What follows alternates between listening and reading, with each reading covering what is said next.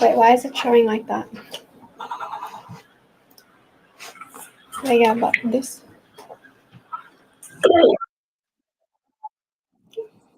Sorry? It's there. Yeah. Chat will be there. So go to chat. Hang on, which chat do I need open here? All right. I'll go back if you need anything. Can you hear me okay, Lara? Yeah, perfect.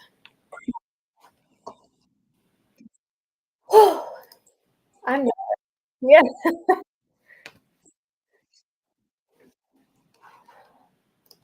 I'm nervous, I think, because this is the first one I've had to do live. Usually I'm filming for like recording.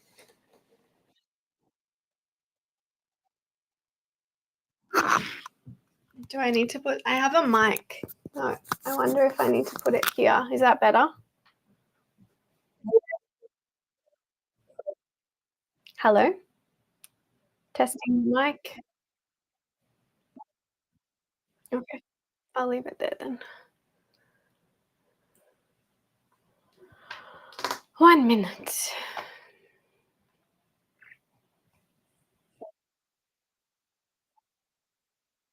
I know, I'm just talking to you. Yeah. Yes.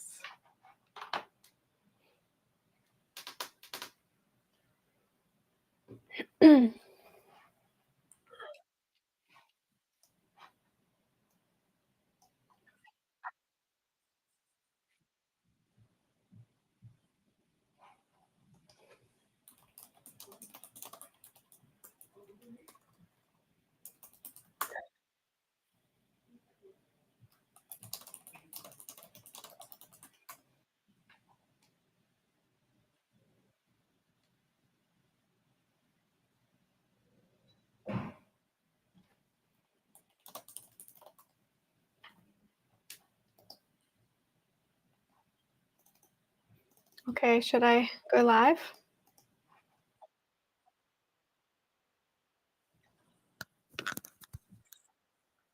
I didn't.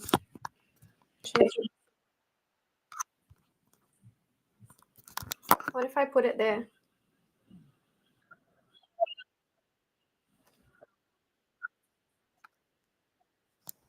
Maybe I'll turn down the computer or something. I think I can. I don't know. It's the same mic that the boys have been using, so.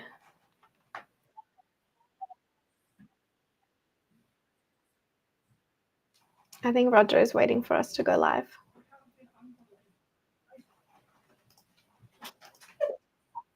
Let's go.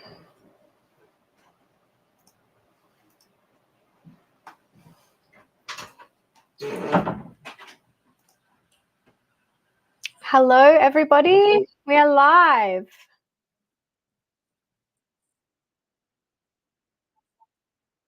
And I'm also Lara. Can see people.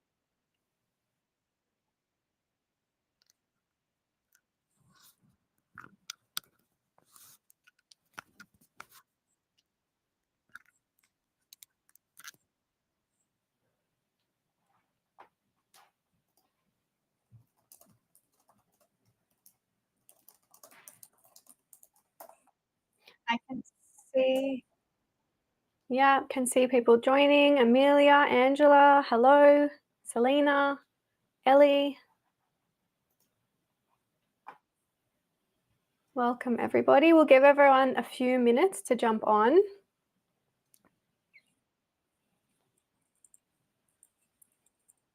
A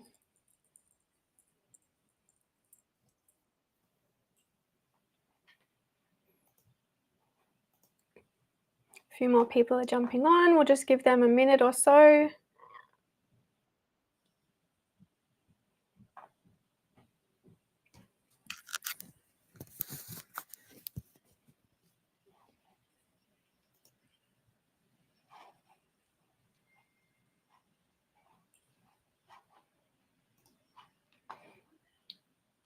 All right, I might move to the next slide. So while we're waiting for a few more people to jump on, if you haven't had a chance already, scan the QR code and unlock your maximum borrowing capacity. We have a guarantee happening in our team at the moment where we'll also give you a free valuation. We offer better rates with access to over 45 lenders.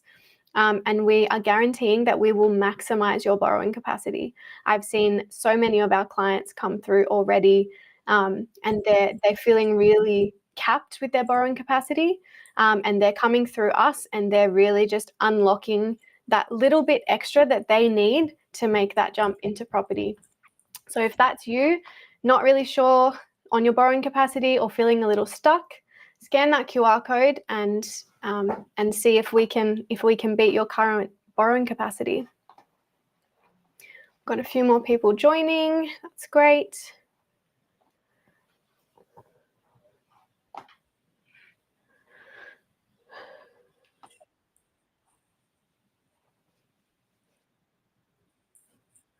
All right, I think maybe we'll get started, Lara. What do you think? You ready?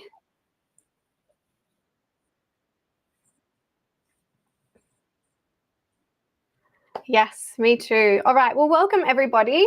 I first actually just want everybody to let us know where they're from. I know we have people from all around Australia tuning in to watch this live webinar. So post in the chat where you're from. We'd love to hear from you. I can see Shani, Alessia, Amelia, Ellie, everybody's saying hello and jumping on. I'd love to see where everybody's from. Personally, I'm from Sydney. And Lara is from Melbourne, so she's our Melbourne expert. All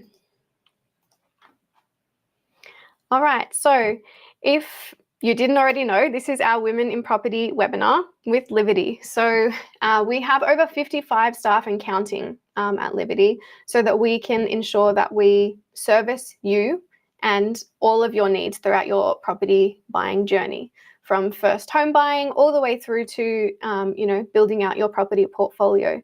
Through the whole process, from strategy, finance, we've got research teams and our property selection teams as well. I can see people are chiming in. They're from Melbourne. That's great to hear. Liberty is actually one of the only property groups and property investment companies that has these five accreditations and memberships. So we're a member of the Master Builders Association, the Australian Institute of Company Directors, the MFAA, which is the Mortgage and Finance Association, the Law Society, and we're also qualified property investment advisors. So I have on a local expert, as I mentioned tonight. We've got Lara Morrow with us. She is and has been her whole life a local Melbourne resident. She's also a licensed buyer's advocate. She's been in the industry for 30 years and she's been advocating for women that whole time. So she's a part of many international and local women's groups to advocate for women, especially in the property and investment space. So it's great to have you, Lara. Thanks, Lara. I'm so excited to be here tonight. I've been wanting to have something to be able to showcase and to really help women at all ages to really get ahead with their lives. So I'm super excited to show everyone what we can do. So thank you, Lara. And Lara, as an introduction for yourself, I mean, you've been in property for how many years now? About eight or nine. Yeah, great start. And great to, that you're part of this amazing team as well. Yeah, definitely. So as I mentioned previously, we have over 55 staff and we're here striving to make it easier for you to build wealth for everyday Australians. So our team are literally here to support you through the whole journey. Just some general housekeeping that we'll go through to start off with to get the most out of today's session. So if you are on a phone, I really suggest that you switch over to a desktop. There's going to be a lot of amazing stats, graphs, numbers that we're going to dive into. And I really don't want you to miss out on them if you're on your phone. The screen will be too small. Eliminate any distractions. Sit down, get comfy. This is going to be nice and casual. Engage with the slides, with the chat. I can see a few of you are already letting us know where you're from, which is really great. Keep engaging all the way through. It's how you'll get the most out of this interactive session. And we will do a Q&A at the end. So submit any questions. If we can, we'll answer them on the way. Otherwise, we'll save them for the end. So keep sending those through. Just a little bit about what we're going to learn tonight. So first, it is a Women in Property event, so we couldn't start without talking about some statistics about why women should buy property. We're also going to go into why Melbourne is our number one pick for 2025. We'll take a little break in the middle just to regroup. Then we're going to check out a few of our key potential suburbs and also the importance of strategic investment planning. I want to know from you, pop it in the chat, which one are you most looking forward to in this? Just put a number if it's easier.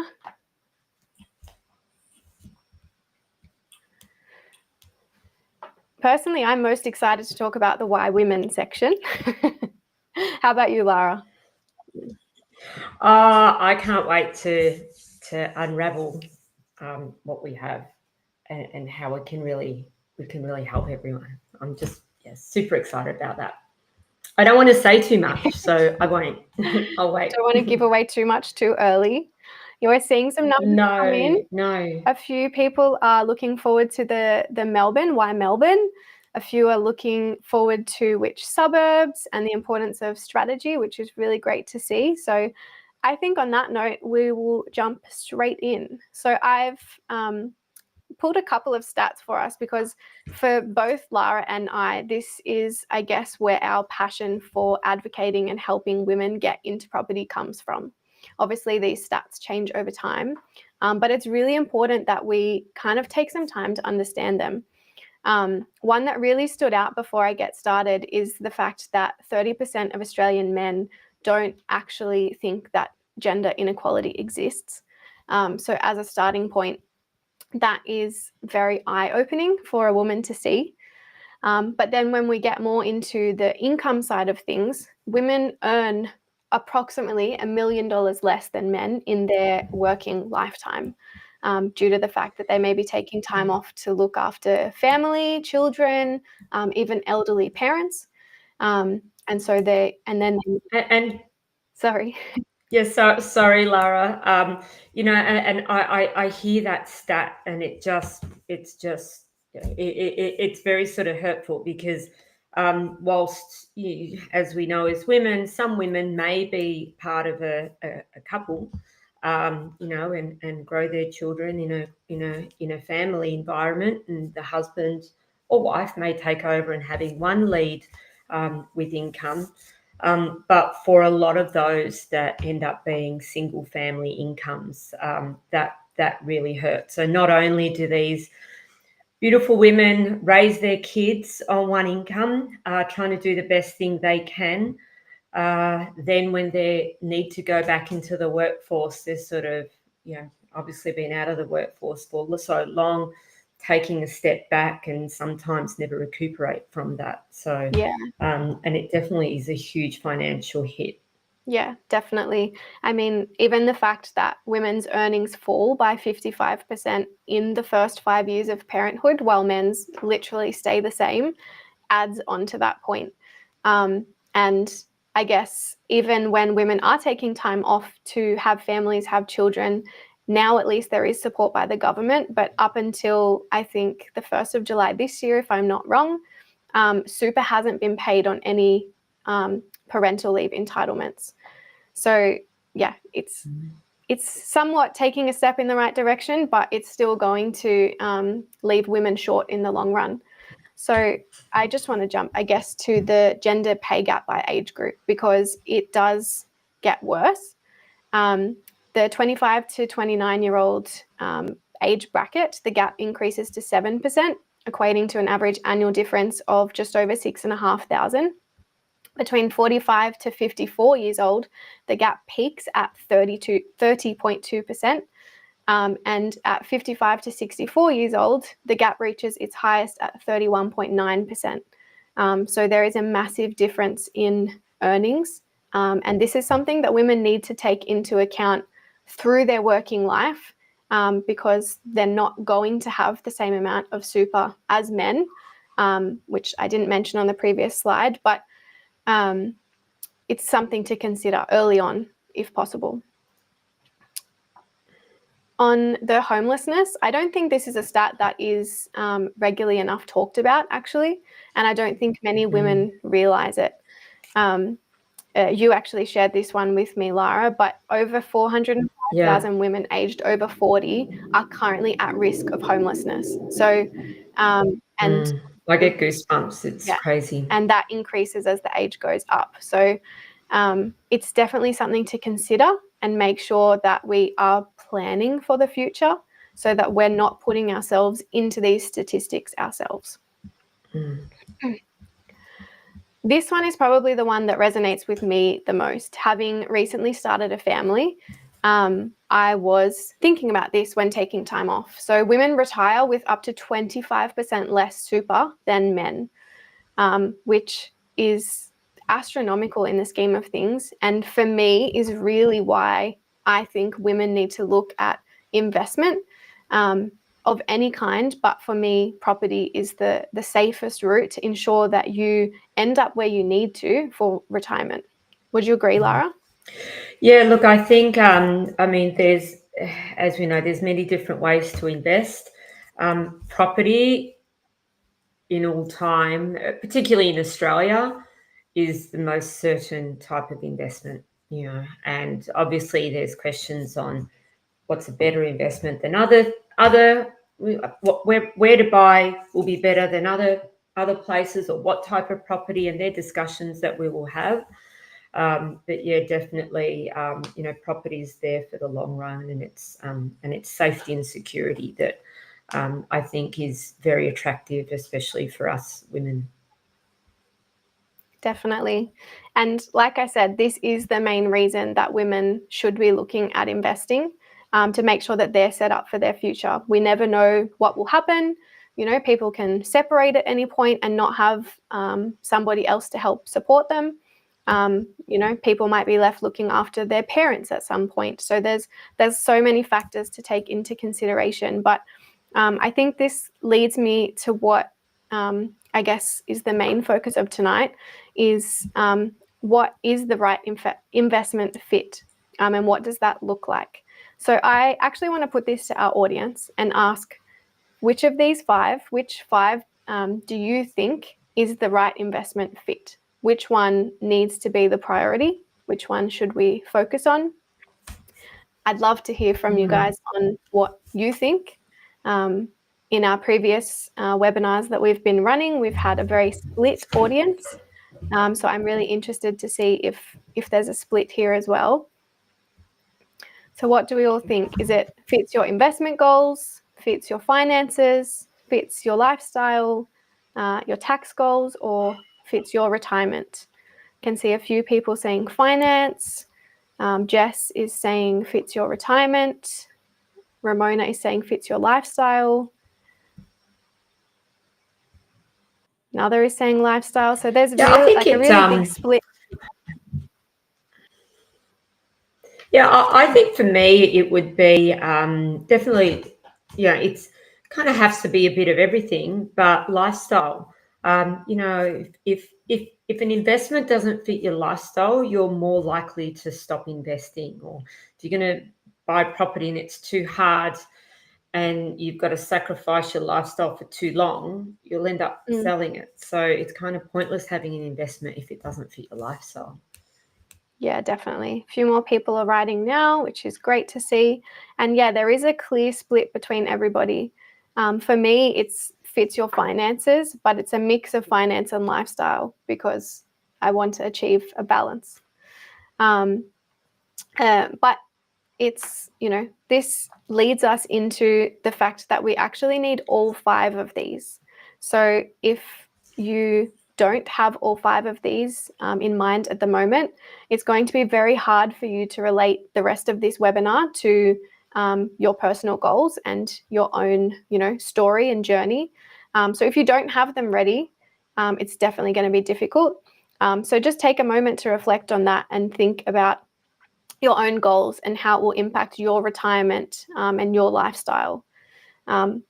We help identify what you need here at Livity. We'll cover your finance, the research, all of these stages in our strategy sessions. I'm glad people are still commenting in the chat, which is really great to see. And keep going. Even if you don't have all of these 5 lined up right now, I think it's important to keep engaging in the chat with us, and you'll be surprised at what you learn through this webinar to do with these 5 points. So on that point, I think before we jump into locations and the specifics, take a second to think about your goals. What does your future look like? What does your financial future look like? These are the main focus of today's webinar. And me personally, I highly value holidays with family, health and well-being, even setting myself and my husband up for retirement so that my children don't have to worry about us. I want to retire early enough to hopefully look after grandkids in the future. But that type of planning I need to do now. If I wait until I'm 50, 60, maybe older, depending on when I retire, it's going to be very hard. So think about what your goals are, maybe write them down, open a Google document, jot them down, and quantify what you think the ongoing cost of those will be. What about you, Lara? What are your goals? Well, my goals, I probably don't really have 30-year goals because I'm a little bit older than you, Lara. But my goals are definitely to retire and to keep maintaining really the same lifestyle that I'm able to live now whilst working, and having that residual income for me is key. No, definitely. Yeah, nice. I think on that point, when people are quantifying their goals and how much they will need on an ongoing basis, it's important to look at things like this. If you save and try to save to reach that goal, it's going to be very hard to get to that, $1.5 to $2.5 million range that you will find that you will need if you have certain goals or, lifestyle aspects that you want to keep up all the way to retirement. You won't be able to reach them purely just with saving. You will need property and multiple properties to get there. And we'll circle back to this a little bit later on as well. So the location you invest in needs to make sense. I think we can agree on this. But what we might disagree on is what actually makes sense. So take a moment. Tell me, out of these 7 things, what make the best location? Again, write them in the chat. You can put a number down. You can put the words down if it's multiple. I want to see from you guys what you think makes sense. Is it cheapest price? We're always chasing a deal. Is it the lowest supply, infrastructure growth, population growth, rental yield, growth history, or is it just the hype? There's a lot of hype with different locations happening in the market. A lot of people have coined marketing terms, booms and hotspots. Is it those? I can see people are starting to comment through, which is good. Some saying number 5, number 3 and 5. Amanda saying number 3, infrastructure growth. Lara, what makes sense for you? Population growth has to be a key factor for me. Mm-hmm. Really has to be population growth. And depending on whether the area is a new area or not, if it's a new area, has to be infrastructure growth as well. Yeah, definitely. I think the combo of the two really go hand in hand for me of what makes sense. We're still seeing people write in. Some people can't decide. We're choosing multiple, similar to myself. 3 and 4, 4 and 5. Again, we're really split down the middle. Everyone has a different idea of what makes sense to them. And so the goal of today is to make sure that we as a group can leave this webinar having one clear answer. So investing does need to be simple, and this is what the research shows. And it's really what research is all about. Investing needs to be simple, almost like year 10 economics, and really bringing it back to that supply and demand. So locations with the lowest supply and the locations with population growth. So there's your population growth, Lara. So that paired with the lowest supply are the two key principles behind supply and demand. So why is that important? Understanding supply and demand shows us the key driver for investment growth. It shows us which areas are too expensive. It shows us which areas will actually make us lose money versus which areas are actually a good value investment right now, not just driven by hype. But at the end of the day, as investors, we are here to get a good deal, to find the best deal. That's why. We can only do that by understanding supply and demand and a little bit of psychology as well. So, a question for you guys I want to ask. Do you want demand to be high or low when investing? Let's see what everybody comes back with. I'm interested to know. Let's write in the chat, do we want demand to be high or low when investing? What do you think, Lara? Well, I like to do the opposite of what everyone else does. So if demand is low, that's when I really want to be buying or investing. Yeah. So I'll wait for all the negative press and then I'll jump on that, and that's when I'll be investing. Yeah. A few people are saying low, which is good. Amelia's saying high. Sophie's saying high. Ellie's saying low. So again, we're really 50-50 split here, everybody, which is good to see. There's always, both sides of what everybody thinks. But on to Lara's point, this is why a lot of us go to the media to try and understand what is happening and where and when we should be investing. But what should we believe? So to ease all of that confusion, it all depends if you're a buyer or a seller. Simply, the goal of a buyer is to buy an investment for the cheapest price. The goal of a seller is to sell an investment for the highest price. So it's a simple concept, but one that many of us forget. So to put things in practice, I've got an example here, a Bitcoin graph. I'm putting it to you, again, the audience, to comment in the chat. Do you want to buy in the green or the red? Do we want to buy when Bitcoin is going up? Do we want to buy when it's heading to its lowest? Lara, I'll throw to you again. What do you think? While we wait for everybody's like comments. I said before, I'd be going on. I'd definitely be going in the green. Yeah. And I'd probably just be waiting. Just once it gets to the green and it starts to go up a little bit, that's when I would be buying. A few people are saying green.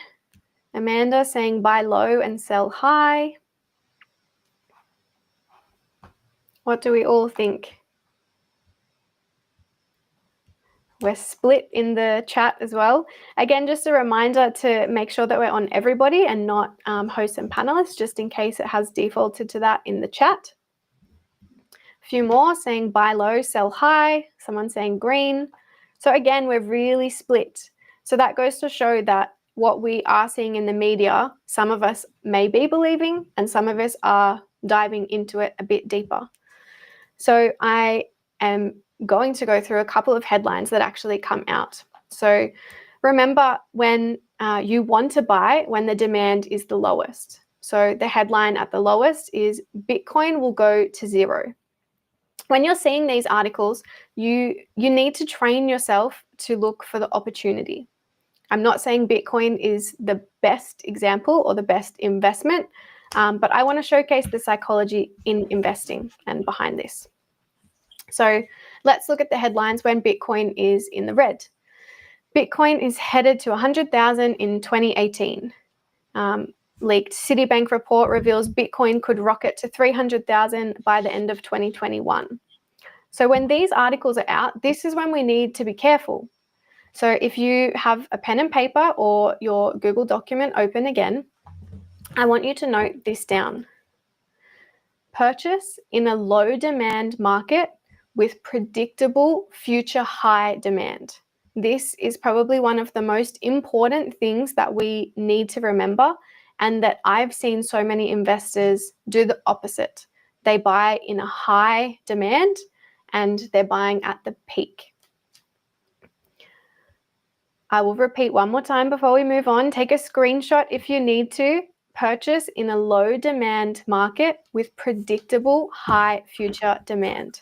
So we're purchasing low with something that is forecasted to have an increased demand. So what currently has high demand?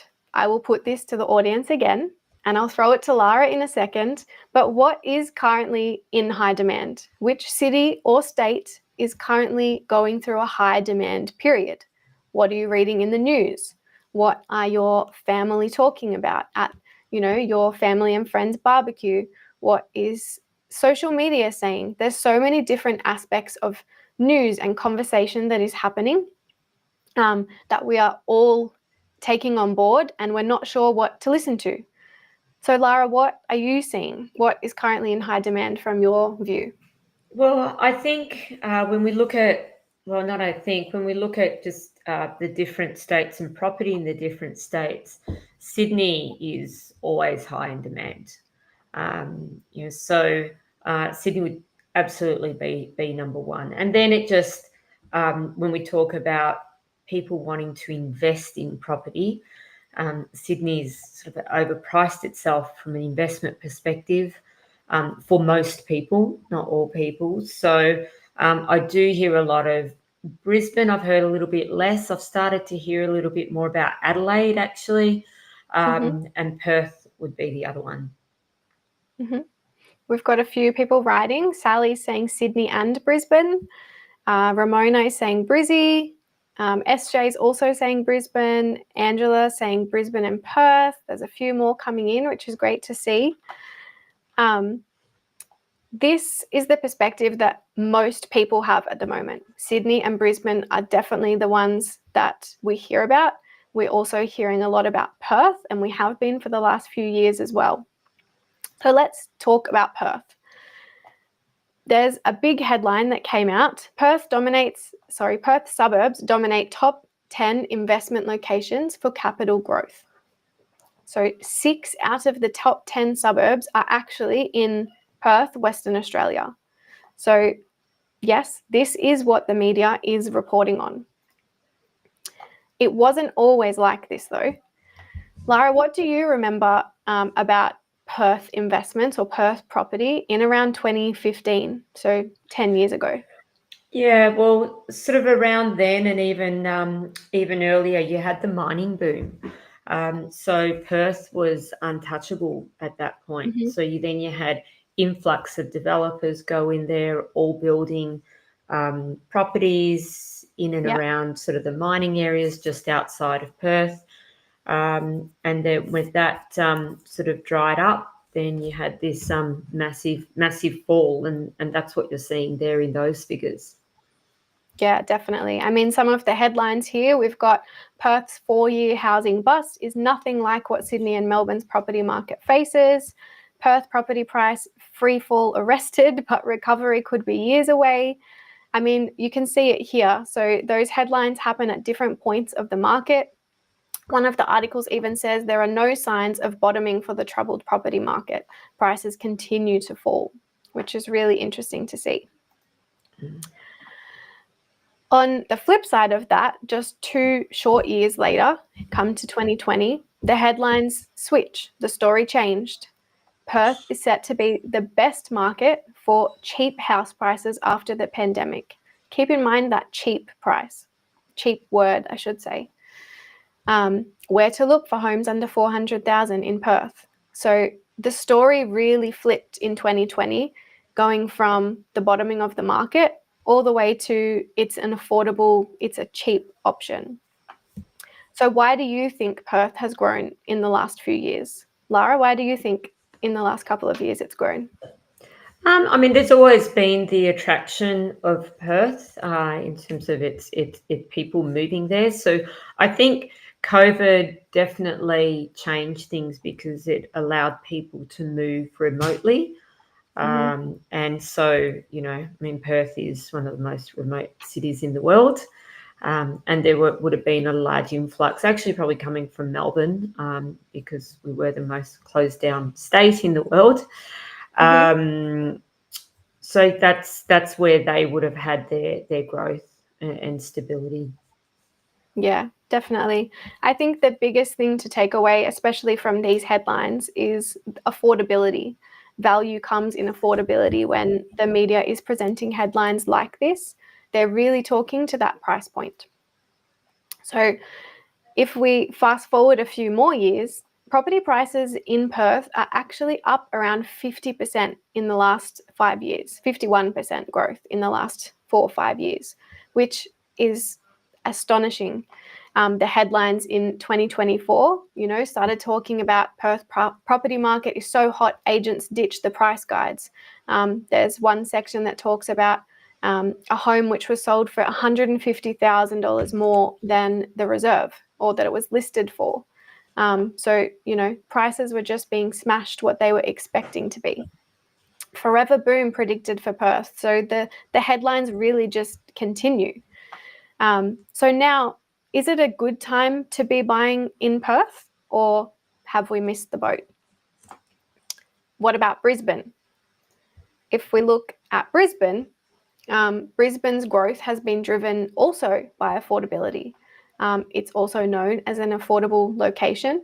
And if you looked at some of the headlines in 2020, you'd also see that it's driven by affordability. It's accelerated from the pandemic.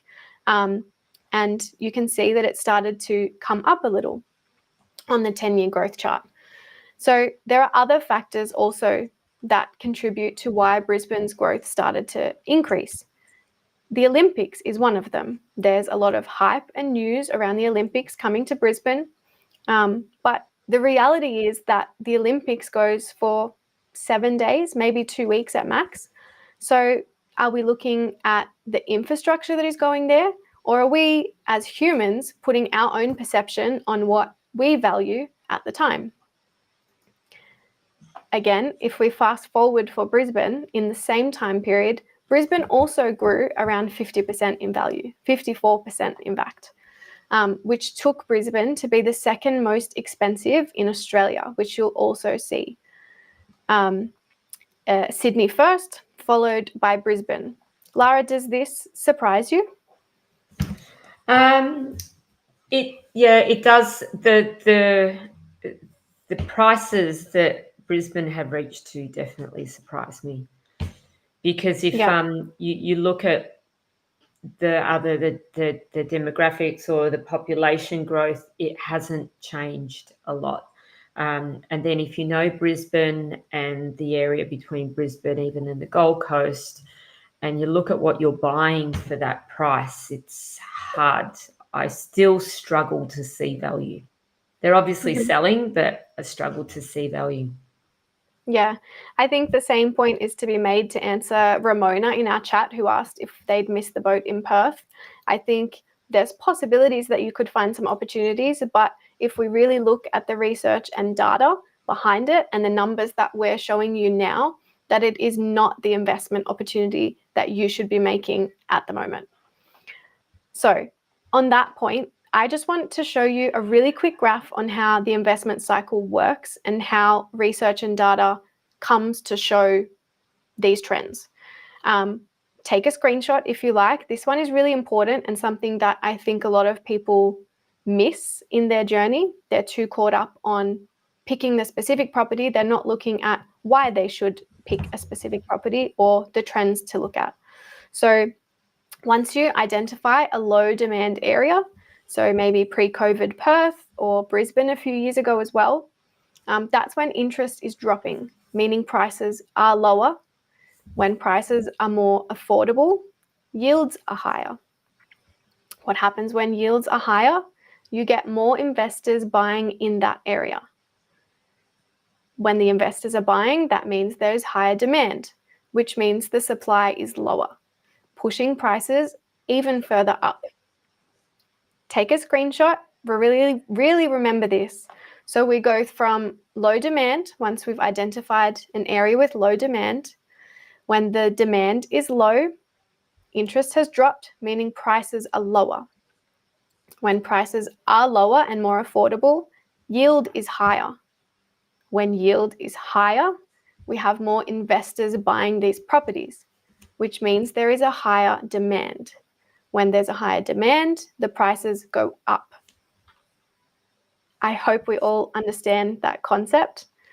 I think somebody's just messaged into the panelists asking what yield is. So essentially, yield is your return, your rental return on your property, and it's a percentage of what you pay for the property.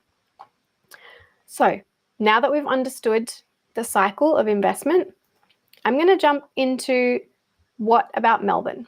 That's why we're all here. We've talked about Melbourne before this at the beginning. People have touched on Melbourne in the headlines.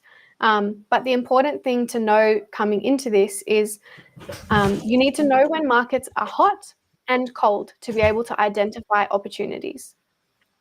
So what are people saying? Lara, this one is probably for you, being our local Melbourne expert. But what have people been saying about Melbourne over the last few years? Well, yeah, it's all since COVID. Definitely saying that people have been, Melbourne property prices are low, that their prices are dropping, that people are leaving the state. And at one point, I think probably even a year ago or 2 years ago, you sort of had this vision from what papers were saying that there was this massive influx of people just running away, is what they was what they were saying.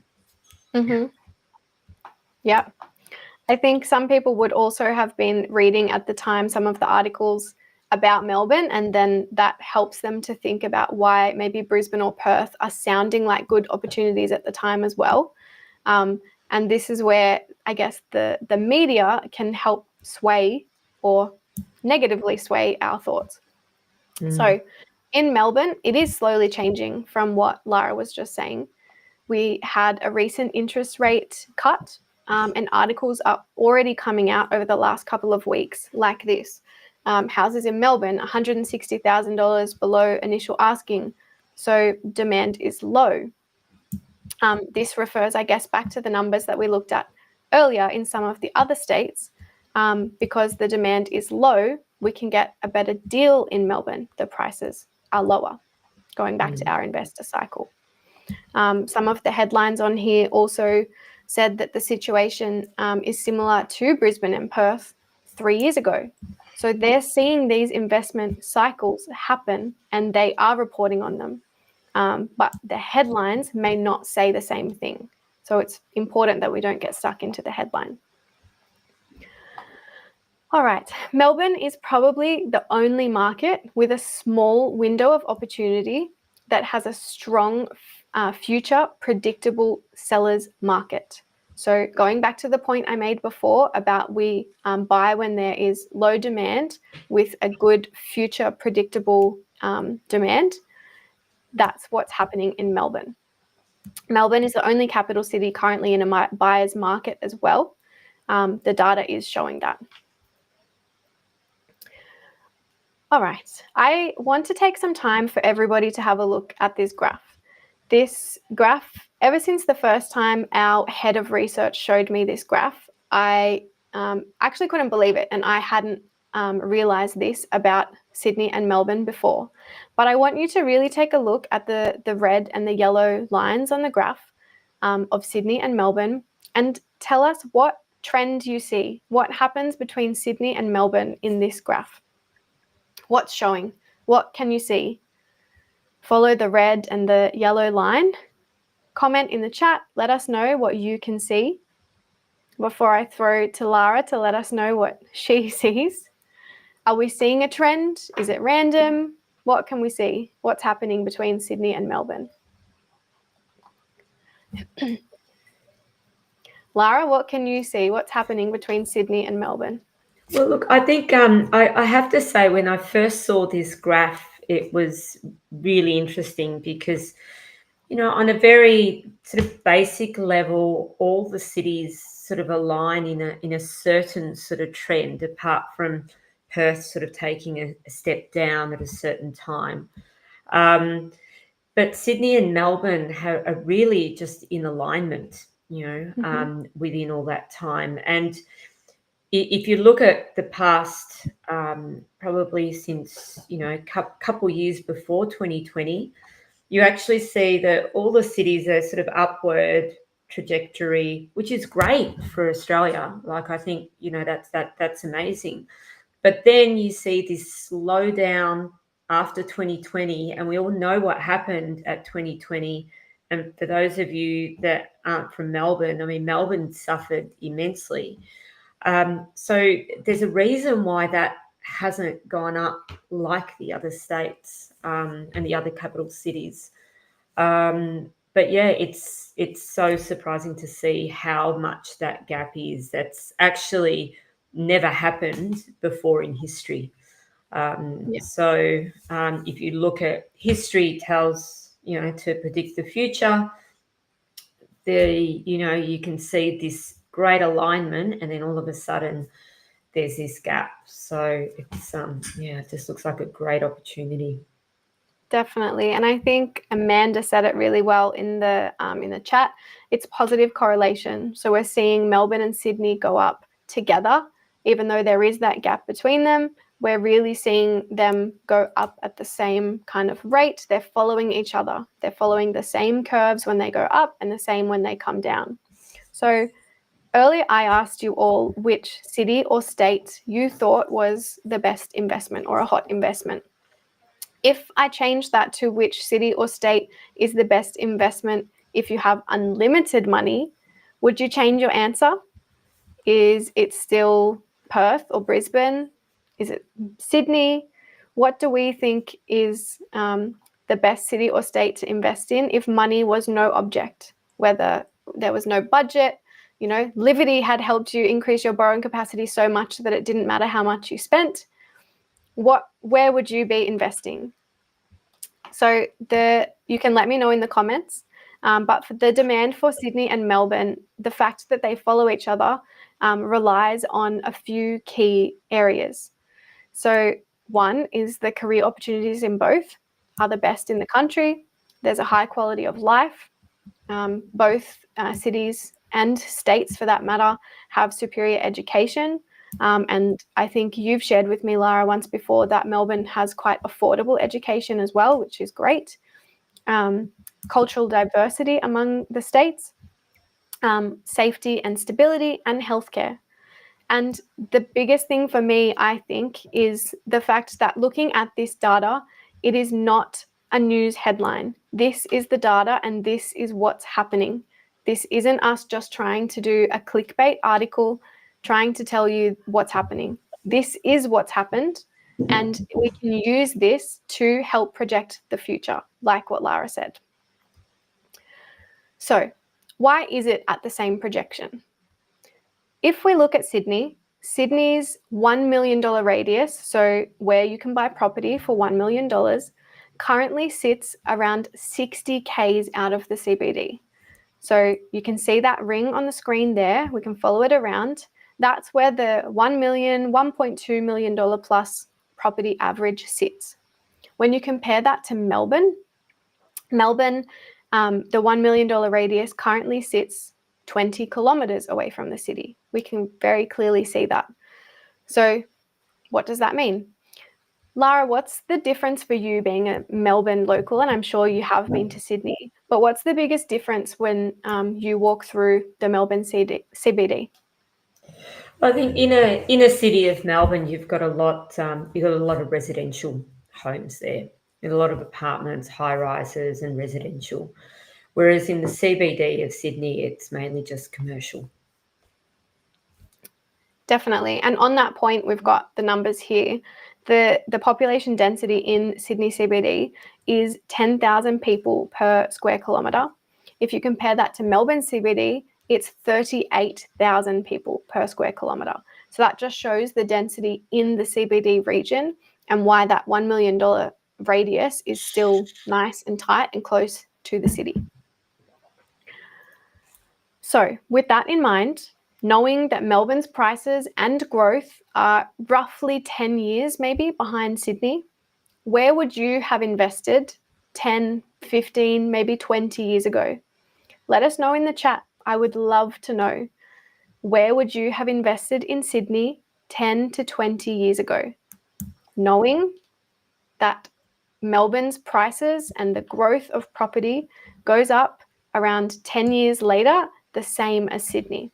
It's following behind. Where would we be investing in Sydney? I'm really keen to see. Lara, where would you have invested in Sydney if you didn't already 10 to 20 years ago? I mean, that's just that's an interesting conversation in itself because most people from Melbourne just stick to investing in Melbourne. So and that goes for a lot of high net worth clients that I have, a lot of developers that I have. They've never seen the need to invest in Sydney because we'll still have the same stories in Melbourne, but more affordable. Yeah, cool. There's a few comments again just coming through to the panelists, so make sure you're clicked on everybody. It's interesting to see. Someone said Kellyville, someone else said Kellyville. That's very interesting to see. There's definitely some good corridors in those regions. And I want to show you, I guess, from a data and a government analysis point of view. Now, in 2005, Sydney actually came out with this city plan. They did a 25-year growth strategy in this city plan where the government anticipated over 1 million migrants coming into Sydney. They needed to plan accordingly to accommodate them, house them. So where were they going to live? At the time, they identified 2 key areas, the northwest corridor up here, and also the southwest corridor too. So what are these places? Somebody did say Kellyville, so there it is. We've got Box Hill, Rouse Hill, the Ponds, that whole Hills district. And down in the southwest area, you've got Leppington, Austral, Prestons, Casula. These were the 2 locations or regions in Sydney that the government deemed necessary for Sydney to continually grow. So we're nearly at our break. We've just a couple more slides and we'll take a short break so everyone can grab a drink of water. But what is it about these properties in these locations? So I can see here we've got the Ponds. In 2014, this property in particular was $646,000. Fast forward 10 years later, it's valued at $1.15 million. That's $503,000 growth in 10 years. It's crazy. Now moving on to the southwest corridor, and I actually grew up not far from here and now live in this area. The 2004 stat for this one is $368,000. Fast forward 20 years and it's $885,000. That's also $517,000 in growth. So these numbers are really aligned with where the government was planning the population growth and migration of Sydney. So looking at this, would you have invested back then if you had the chance? I know I definitely would. Would you, seeing these numbers, Lara? Yeah, absolutely. And I have made investments in the past which weren't houses, and they were in the apartment space in Melbourne, and probably spent a similar amount of money in 2014. And this is a great example of where you really need the right, the right advice and the right data, and look at historical data to predict your future data. But I didn't do that, and the property today is probably worth 700,000. So it's massive, massive difference. Yeah, I think a lot of people will have one of those regrets where they wish they purchased something but didn't. And in hindsight, there's a lot of amazing opportunities that people pass up and don't realize. So looking at the data and being part of this research and understanding this research is really important for investors for that exact reason. So jumping back to supply and demand, which I mentioned earlier on, it all comes back to supply and demand. As you can see here, the headlines in 2019 actually were Sydney's land is predicted to run out in 10 years, in a decade. Sydney's population is predicted to explode. This is where people will live in 20 years. So the land was going to run out. Do you think aligning with the government is a good strategy for moving forward, looking at the city plan? Knowing where the government was planning for the growth to happen, looking at the growth of those few properties that I shared as the example, do we now believe that this process is better than just guessing? Or should you try and do it alone? Should you find the research by yourself, or again, listens to your uncles, cousins, go to the family barbecue or someone's birthday and take their advice? They may have never purchased property or just purchased one. I'll leave you on that. Let's take a little break. I just want to check in. Everyone can have a breather, grab a glass of water. How are we going? I want to hear from everybody and see what's the most important thing or the most shocking thing that you have learnt so far. Let us know in the chat. What is it that you've learnt? What is the number one standout?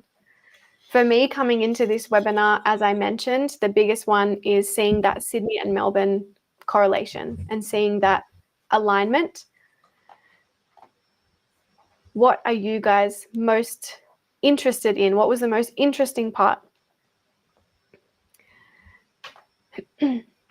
Liz is saying that she made a mistake, but purchased her first property from the advice from an uncle who was a builder. The worst thing they could have done. So just because they're a builder and then somewhat in the industry, they may not understand the research and data behind it. While we're just having a second, I just leave this here. You can scan it. You can leave us a quick review. If you're enjoying the webinar, if you've learned something great, add that onto your review as well. Let all of our viewers know and understand and feel what you're getting from the webinar and put that into the testimonial as well. It'd be great to hear from you. I'll just leave this here for a second. If anyone's got any questions at all, we'd love to hear. We can definitely either answer some questions now, or we can come back to it at the end of the webinar. Just pop them in the chat if you have any questions and we'll be able to see them.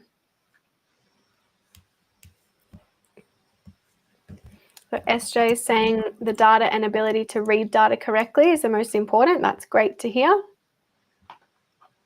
All right, I'm going to jump to the next page. I will leave the QR code there for you, but I just wanted to go through while we're having a little break from learning and just go through a quick client story. So this is Angela. Angela is a recent client of ours. She had been working hard, saving, trying to plan for her future, but upon checking her super, and her super gave her a projection upon where she would be at retirement, and she found, among comparing it to men in the same industry, in the same role, that she would have 20% less super than her male counterpart. and that she wasn't on track to meet her goals that she wanted to achieve. So partially this is also because she took some time off to have a family, meaning she had less income or no income, and also no super being paid as well. And that was the wake-up call that she needed. So she invested in property. It cost her $500,000. And then 3 years later, it had grown by 22%, which was a $110,000 increase. And this gave her some equity to be able to buy another property. So she's building wealth without her six-figure salary. She doesn't have a finance degree. She just had that wake-up call that she needed when she realized that she wasn't going to be where she needed to be at retirement or where she wanted to be to support her retirement.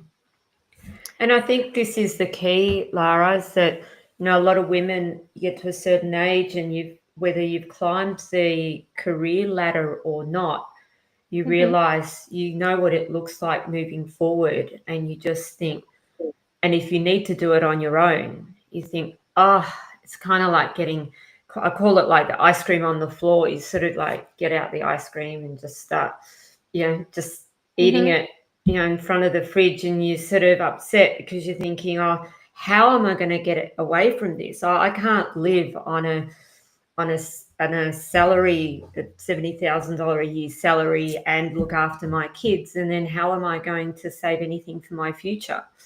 And they don't have any time. They don't, they're busy looking after their kids. They're lacking the energy. It's really, really challenging. So for them to be able to, for us to be able, and that's why we're here, to sort of hopefully be able to shine a light and say, hey, there's other options out there. I mean, that's my personal goal, to show women what other options there are out there, so that you don't just have to continue working the rest of your life, ultimately. Or just the worst thought is, like you sort of mentioned there with superannuation, God forbid, when you go on the pension. I mean, we're living longer. It costs a lot more to be a woman as you age. Like it's, we want to look after ourselves. We want to feel good about ourselves.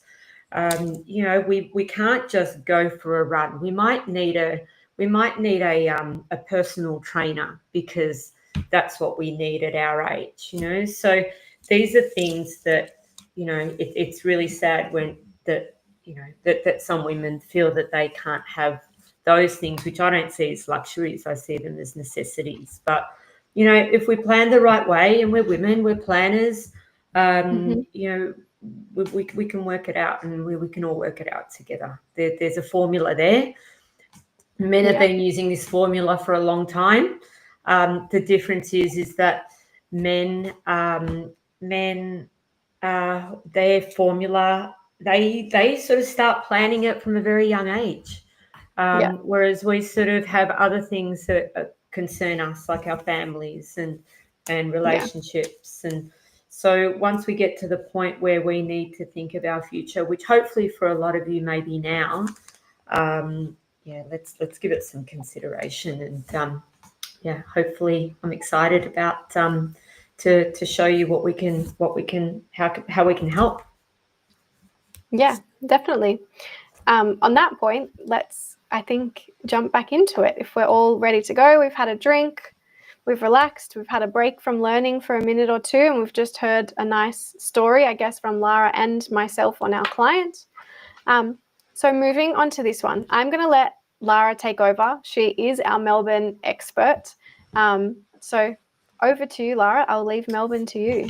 Thank you. So look, I've been advocating for Melbourne for many years, but the great thing about now is that data is showing what Melbourne's experiencing. And thank you, Lara, for the presentation and the comparison to Sydney. And we'll continue down that path. But this isn't me advocating. This is me showing you the data. So from a government perspective, the government has invested how much is it? 3 million. Well, there's 3 million people moving to the northwest of Melbourne. I can't remember the exact millions of dollars spent, but there's a big tunnel. For those of you who know Melbourne, the northwest of Melbourne and to the east hasn't been very connected, and there has been a massive infrastructure project to create a tunnel to be able to commute and the east to the west, and also from the north and the airport into the western areas. And this is a very big deal because the southeast is, they had massive infrastructure projects 20, 30 years ago, and now it's the northeast time. But alongside this will bring a lot of new residents. So here we've got the map of Melbourne. So we can see all those colours is where we've got the new land that's actually a new suburbs that have been created. And those suburbs are there driving the demand. So when you look at a perspective of and I'll talk to you in a little bit about population growth, but when we have new migrants come into Melbourne, they will generally come in the city of Melbourne, and then they'll eventually move out and buy their land, house on land, because that's the biggest Australian dream. So this is sort of talking about some of the outward pressures. The southeast is just already very populated. There's not much growth projected for the southeast, but then we go on to the north and the northwest, and this is where we have all the new land estates. So when you're a new resident, again, to Melbourne, and you always have to think in that mindset, because that's where our population's coming from. Our population's not coming from extra births, it's from overseas migration. So as an overseas migrant, they come to Melbourne because of its multicultural nature, multicultural food, its acceptance, its education. So they'll stay in the city, and then they will move out to these newer suburbs to get their new house and land. And usually they'll start by renting out in those areas, and then eventually they'll be buying those areas. So once you've got that interest in that growth, that's when you'll see the values increase. Probably very similar to Kellysville, as we saw before. But if we look at these two slides, so this is a great example of 30 kilometres out of Sydney. There we've got, Lara, can you see where's this property? Yeah, this one is in the Ponds. So it's just near Castle Hill. Yep, great. So if we look at 2014, price there was $646,950, and then last year the same property sold for 1.15. So if we look at Melbourne, if we circle around 30 kilometres outside of Melbourne, and again, the history is saying Sydney follows Melbourne, or Melbourne follows Sydney. We've got 580,000 is what we're looking for. So again, we're using data from years ago, what's happened in Sydney, following Sydney's path, and now replicating it in Melbourne. And so can I ask everyone, and especially those in Sydney or in Melbourne, is 40 minutes too far to travel? How far do people travel to work? I'd love to know. Write it in the chat, everybody. We'd love to hear from you. Me personally, I drive further than this every day to work. Yeah. And I think that's the new normal. Yeah. Well, I think that's why we try and avoid going to work, don't we, and try and work from home. And I think it also depends on, what roads you're on, because sometimes you might be in a very congested road. So I know in Melbourne, in the southeast, it's probably 40 minutes is only 20 kilometres away. Mm-hmm. What answers we got there? Not far at all, normal, anything about an hour, door to door. Mm-hmm. Sophie does 1.5 hours each day. Wow, you're You dedicated. must live in Sydney, Sophie. Yeah, well done. So here's an example of Melbourne, Kellyville.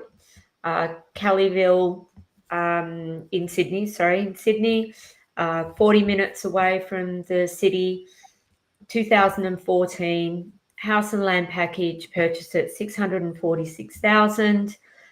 You can see quite a new estate, and yet last year the same home sold for 1.15, and you can see how beautifully built up now the area is, and the trees and the roads.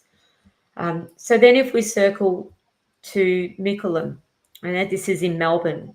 So again, that's 40 minutes from the CBD. It's almost the exact same.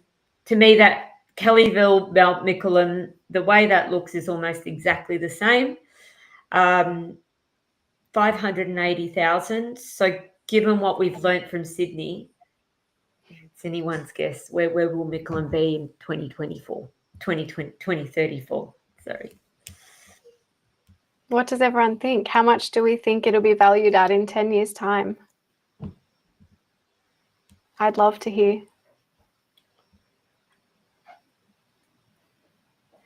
So would you invest in Mickleham after seeing those figures? I definitely would, looking at the comparisons there. Looking at Kellyville, it's now well built up. There's families in the suburb. Yes, the price, Amanda, has nearly doubled. So if we think the same for Melbourne, then we're on a right path. And I love how before, when you asked Lara, to everyone, oh, where would you have invested 10 years ago? And there were a couple of our audience members that said Kellysville. So yeah, that's really, really interesting. So I hope does Melbourne excite you now? Does it make sense for these reasons? And particularly those of you that understand Sydney and the Sydney dynamic, does it make sense?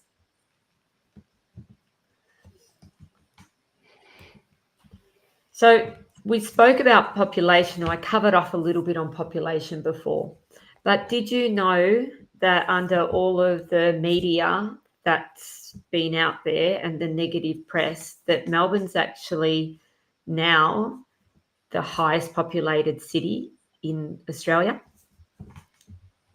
Pop it in the chat if you knew that.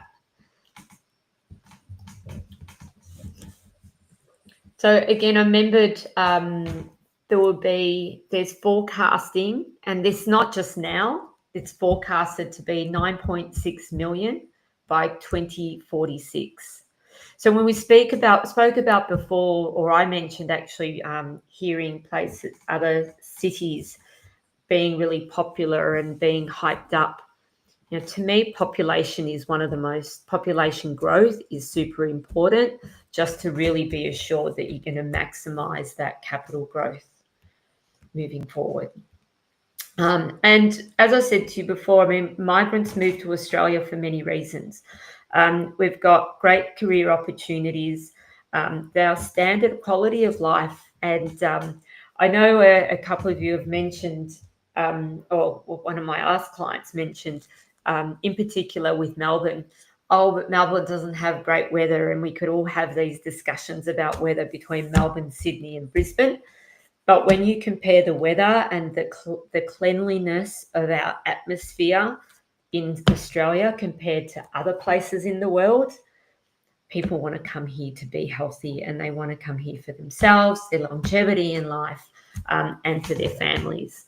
Our education is one of the top 4, I'd say probably top 4 countries in the world for education, which is quite affordable as well.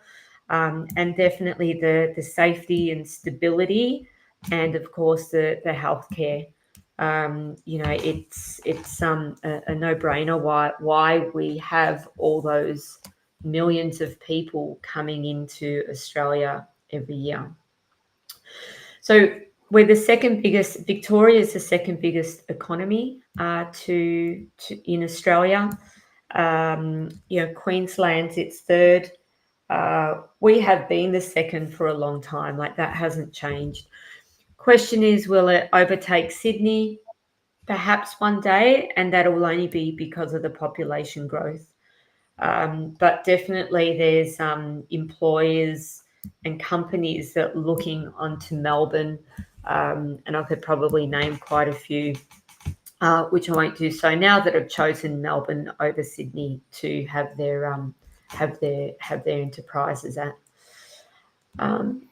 But so Melbourne has been nominated the 4th most livable city in the world. Now, I have to say, a few years ago, it was number one for quite a few years before COVID.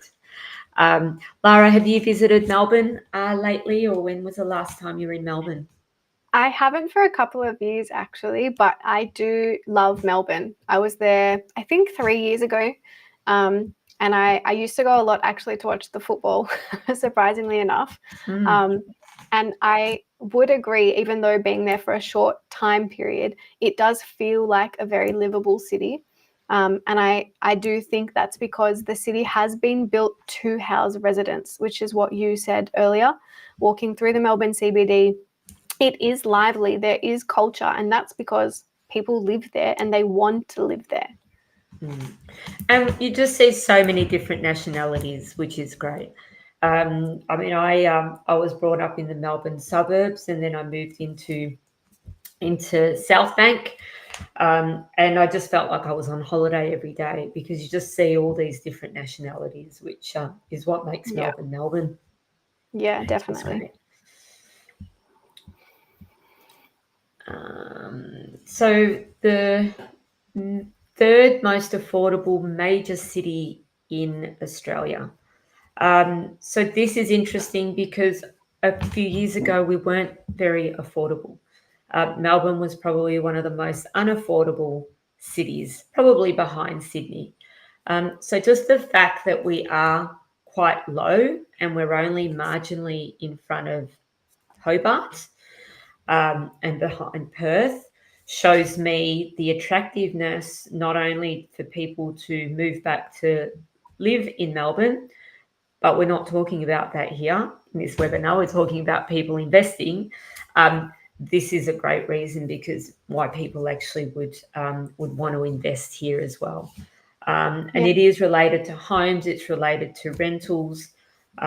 So to me, and going back to your slide you said earlier on, Lara, where would you buy in the green or in the red?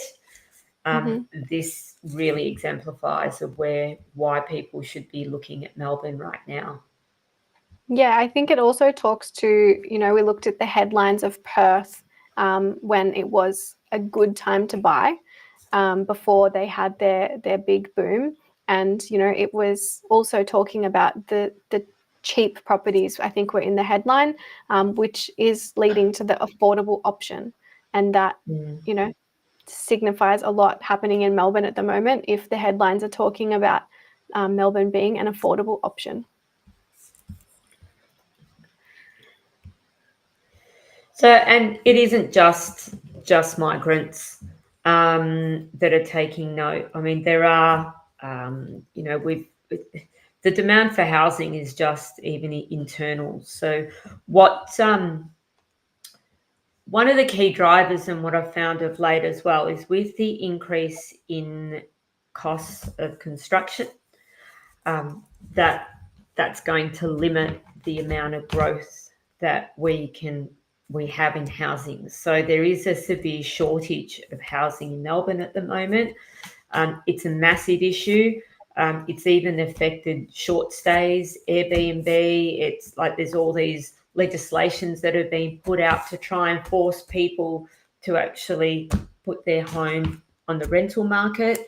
But because of all of this, it's just, allowing you to understand that there's pent-up demand there. The construction will always go up. And so the sooner you kind of get in there, ultimately will always be the better. So where are the opportunities in Melbourne? Well, we've already covered off on, sort of mentioned one area, But here's an overall map of Melbourne. So we're sort of looking at, and if we think about investors, we don't really want to go on the basis of an investor spending $1 million, $900,000. We're talking about being able to buy a property with land that is within, that 680 to 580 to 680 sort of price point. So these are some of the areas that it is possible to find that. You can see we do need to go a little bit outer to be able to get that price point. But that's also the areas, if you remember the map before, where we've got the most growth. So then you can see here, thanks. That's the map that I wanted. That's okay. So then we've got so we can see Nicolan's got 111% growth, Sunbury 145%, Melton 159%, Wyndham Vale 97%, Cranbourne 51%. So all of these areas has incredible growth, whereas the other areas are really already all filled in. So what we're looking at compared to the previous example was to understand where are we going to get the most housing growth from, so then we can maximise from that in 10 years' time. I'd love to hear if people want to comment, I guess, or have any questions on any of these regions. I think there's probably been a lot of news headlines, if we're continuing on that news route, on different regions in Melbourne and even Victoria.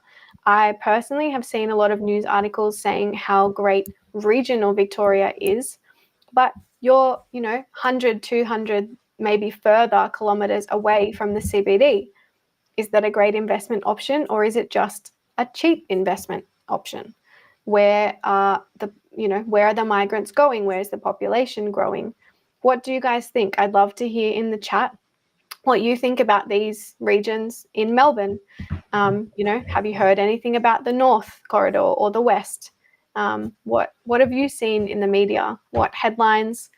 What have you seen in the media, I guess, Lara, talking about these areas? You'd probably see more about Melbourne than I would, not being in Melbourne. You'd get some local news as well. What are the news outlets saying? Well, I think, first of all, the news outlets, Melbourne hasn't had a great growth when it comes to apartments. So there's they haven't had a good growth for a long time, and there's always been negative press with regards to apartments as well.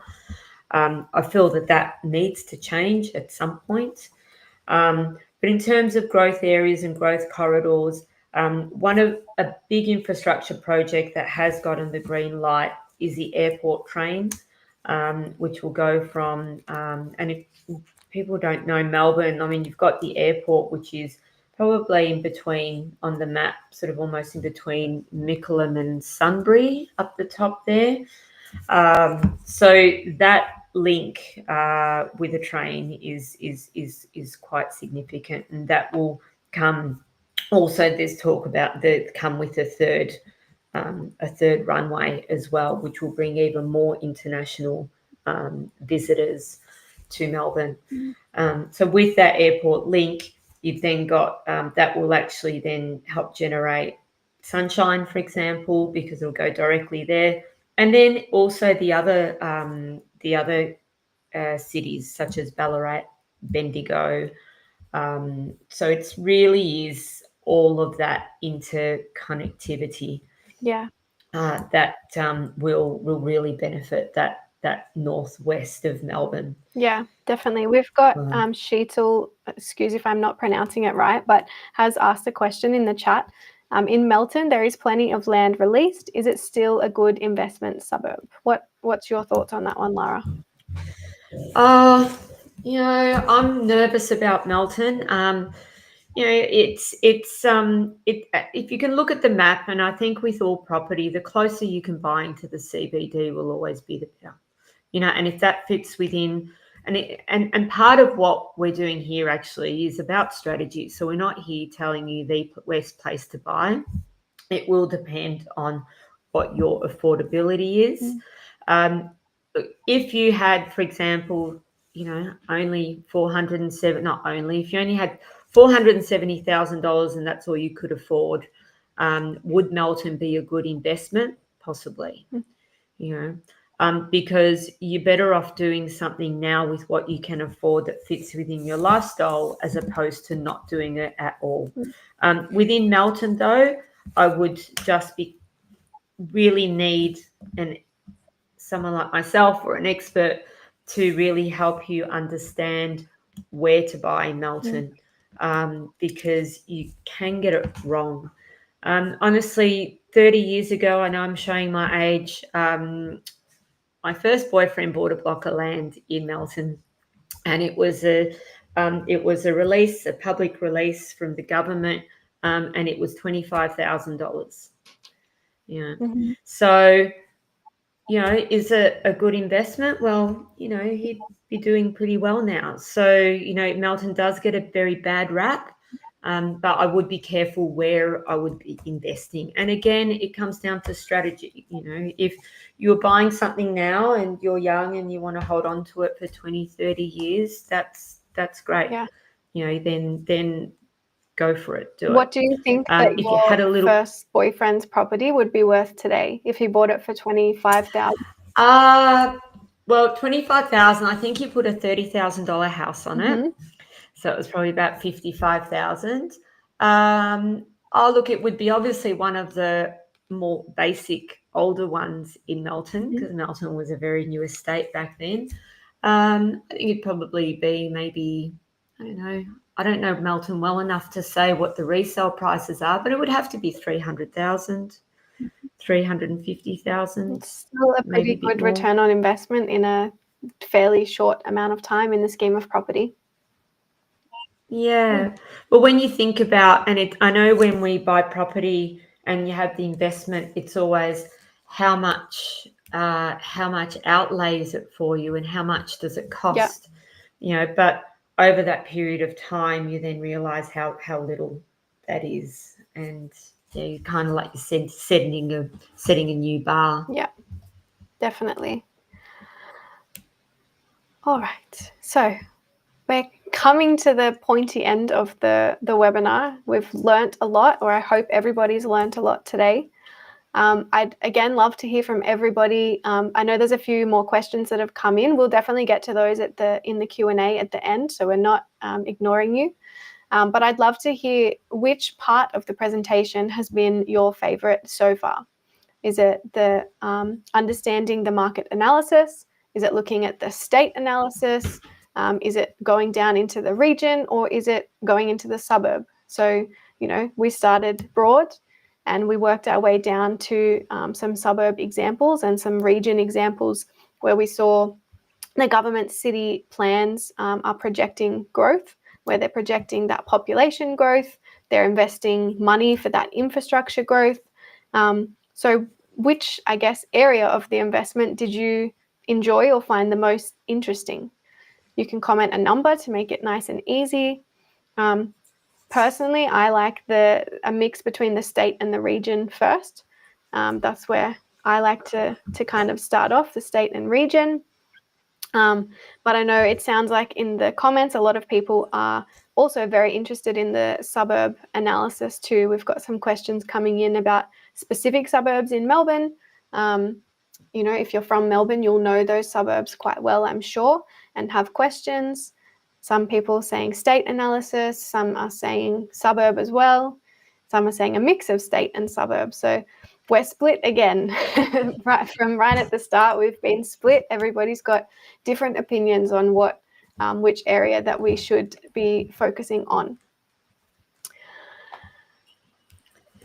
Okay, so we now have 3 options available to you. So first, can I ask who has bought their own property before? And whether it's their own property that they live in or whether they've bought an investment property, doesn't matter. Just want to hear from the chat who's actually gone down this road before. And actually, also, I'd like to know who's done it themselves, or have you had someone to help you, and who's that been?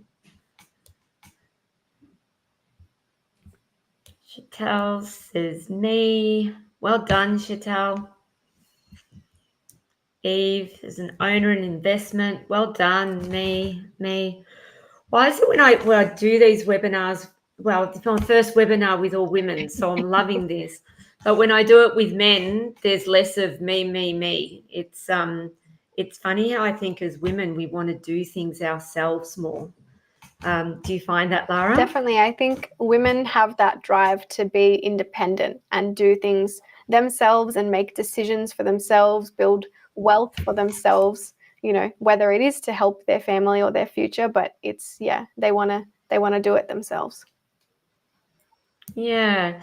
And then it's the thought also, I don't have the money, or I don't want to spend the money to get it done, get it done elsewhere or someone else to do. Or maybe it's, I'm not worthy to have someone else help me and I just need to do it myself. But there's 3 options obviously available to you.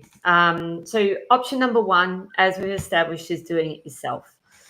Ramona, you said you couldn't afford a buyer's agent or buyer's advocate, and some people believe that they can't, feel it's an extra unnecessary cost.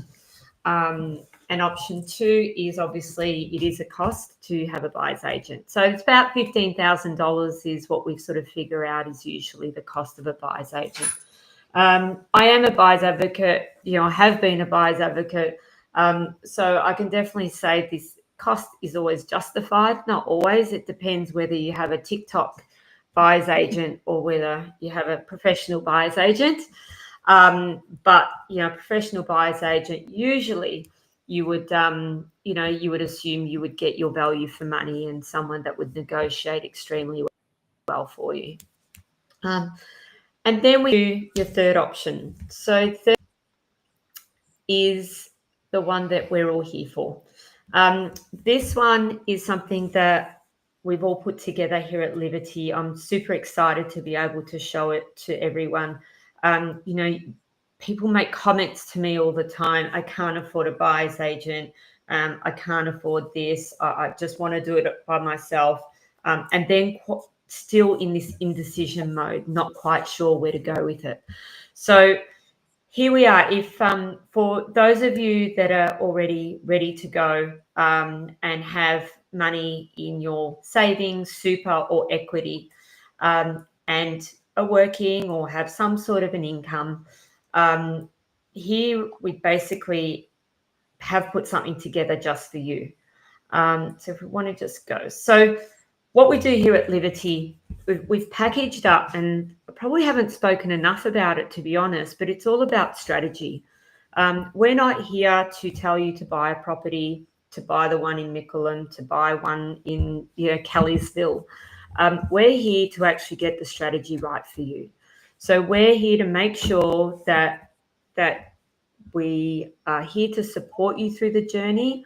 We're here to get the information from you in the best way possible, so that we can then set out your plan and your journey moving forward. So our team are experts in getting the strategy, and then also the strategy, and then the financing. Thank you. Sorry. Sorry. Doing the strategy, the financial analysis. We'll then select some properties to meet your needs, and then we help you through the entire property purchase as well. So you definitely don't need to go at it on your own. So what does a strategy with us look like? So where we're going to start is we're going to start identifying your goals. So I don't know how many of you have set your goals before. or maybe it's, from January this year, how to think about what your goals what they want to look like. So perhaps you could put a few goals in your chat. Lara, what are some of your goals?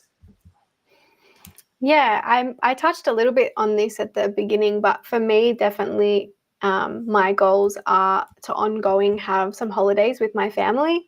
Obviously, keep up my health and well-being. As you said earlier, Lara, it costs more to be a woman as we age. So I know that health and well-being cost is still going to remain, if not increase, as I age as well. But also I need to think about my kids' education as well. So the school tuition is obviously part of that. And at some point, hopefully early, I'd like to retire so I can actually enjoy spending time with my family. So, and I love hearing that, Lara. I love and that's what I love doing what we do. I love hearing it when, and I have to say, especially us women, but when any of our clients, but especially us women, are able to achieve those goals, because I just feel that they're very valuable goals. It's not necessarily about having the sports car, but it's actually helping your family and helping yourself so that you can be better for yourself, your partner, and your family. We want, to everyone out there, we want you to retire, to not to work so hard. For me, I want to retire in 10 years would be great. These are the things that we want to help you with and help align with your goals. So the question then is, how many properties do you need to retire? For those of you that own a property, or just have savings, like this graph here shows you that, we need, to be able to retire, you need to start thinking about more than just the one property. The one property these days may be a property you own. And if you're thinking about retirement, then what? If you stop working, then what? You need to have more than one property and build that wealth so that you can retire. And then you're living off that income that's coming in from that wealth. And that way you don't need to rely on your partner. You don't need to rely on the government for a pension. You don't need for the government to tell you need to all of a sudden work another 5 years because they've increased the rate, the age rate for pensions or for superannuation. So this is just really a really important part. And this is the difference between doing it yourself, where you may be more than capable to find a property to buy that is an okay investment, but the difference between then having a strategy in place so that you're not just buying your one property, you're buying the second property, the third property, and depending on what your finances allow and depending on where your goals are at. So with Liberty, we do a complete assessment of all your finances. There's over something like 40 different lenders that we align with, just to make sure that you're going to get the maximum borrowing capacity. And this is also a guarantee that Liberty have, to make sure that you're going to get the best amount, the highest amount to borrow for the cheapest price. And again, this is all part of the strategy service. Yeah. Before we move on, we've just had a question in the chat I thought we could touch on. Sheetal's asked if this number is for a couple to have in property for retirement, or a single. Sorry, the number, which number? Sorry, the one that we had earlier around the 2.5 million. I think to answer Sheetal, it really depends on what your goals are as a single or a couple. Depending, if I just go back one more slide, you can see, if these numbers align as a couple and that's how much you want to spend, and you have 30 years until your retirement, or 30 years of your retirement, I should say, then that's the number you need to work towards. But that number for everybody is going to look very different. Okay. So then back to the strategy. So this is an example of the sort of strategy that we build for our clients. So it's basically working out what their savings are, what if they have an existing property, what their asset base is with existing property, and then we make sure we have that plan in place. So unlike if going to a buyer's advocate, for example, or a mortgage broker, which will give you a figure, you go to a buyer's advocate, they'll give you a property. All of a sudden, we're calculating everything here for you, and then we're with you the whole way just to make sure that we're on check for where you need to be. So we're not guessing. We know where you're going to be. We know when we give you a property to select from and its returns are what they are, we know then how quickly you will get to your goal, and when also you will then be needing to buy perhaps your second property or your third property. This needs a strategy. It cannot be just one yourself doing it on your own, buying a property, and then, oh, I think I have enough money to buy another property. It has to be executed well in order for this to work. So here's an example of our Liberty, everything that you get, which, I think the investment strategy is the number one important thing here. And whilst we compare this offer with buying agents and property groups, I don't think you can, to be honest, or definitely not with buyer's agents, because buyer's agents don't really give you an investment strategy. They will just select a property for you.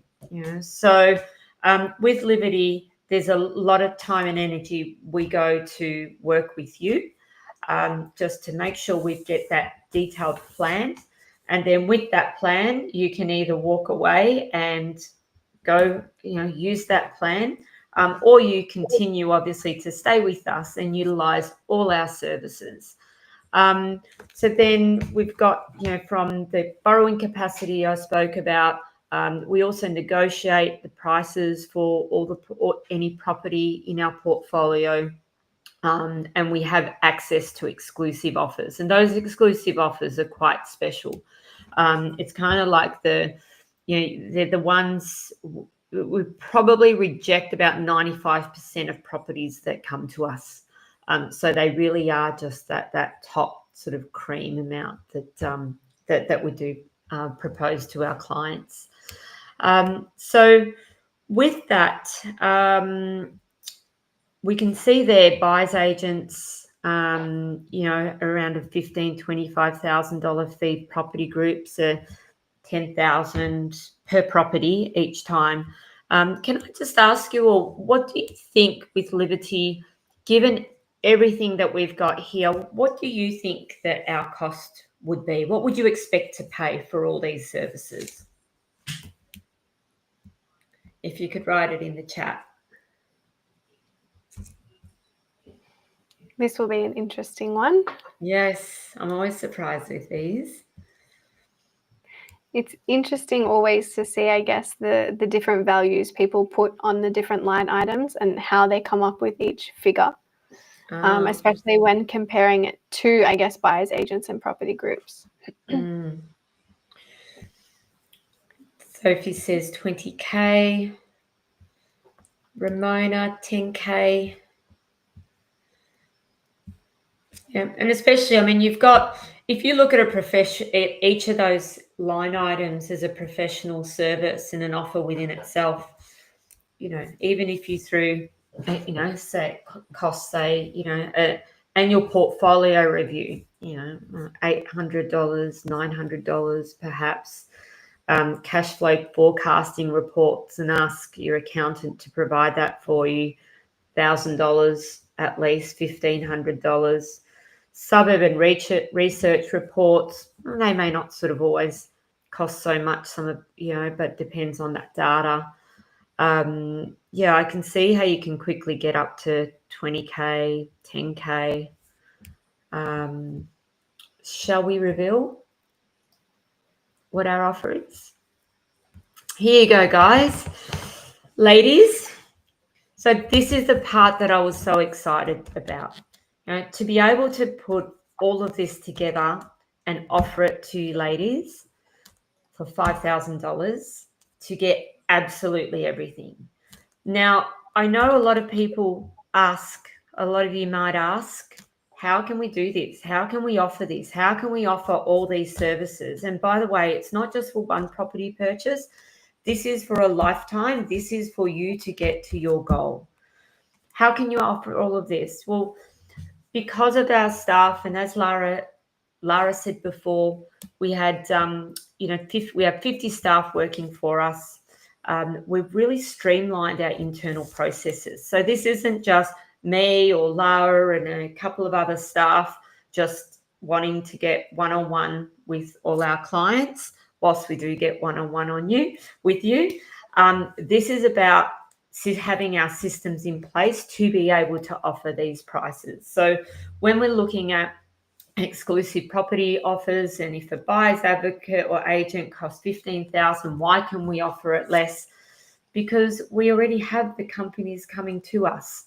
You know, we're already doing the due diligence on the properties as we speak. Our team is already working on them. So then once they've actually worked out which are the best properties, then they come to ourselves and say, look, I've got these properties. Whose strategy does this align with? Now, this is only limited to 10 per month. And the reason is because it is still a lot of our staff and labor intensive for us to communicate with all our clients. And we definitely don't want to overcommit. When we went back to the original slide it was 4 weeks it takes us to take you through the process. So we just want to make sure that we're there for you. So now the special offer, sorry, Lara, is for today only. It's $500. So the $500 is just for today only. So that comes with a money back guarantee. So that's really for you to show us that, hey, you're ready to move forward, that you're ready to move forward, that we will give you a call tomorrow and then we can start the ball rolling. It is a complete no risk 90-day guarantee. You can scan that QR code. We will go through the whole strategy with you once we've obviously had our first session, and then moving forward, if all goes well, you would be looking at buying your first property by just before Easter on the 21st of April, which is super exciting.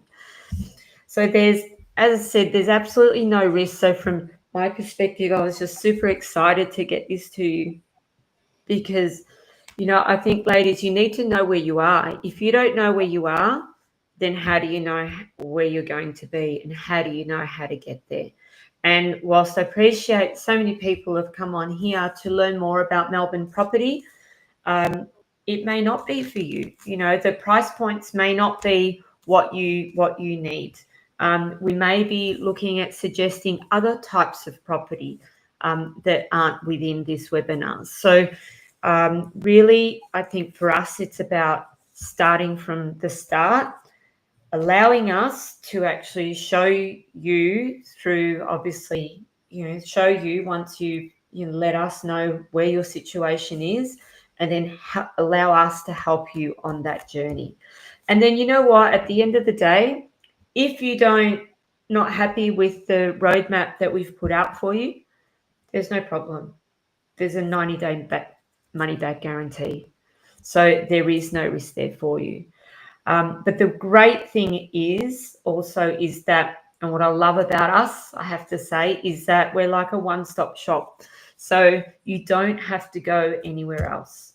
We will qualify you with regards to your mortgage, your finances.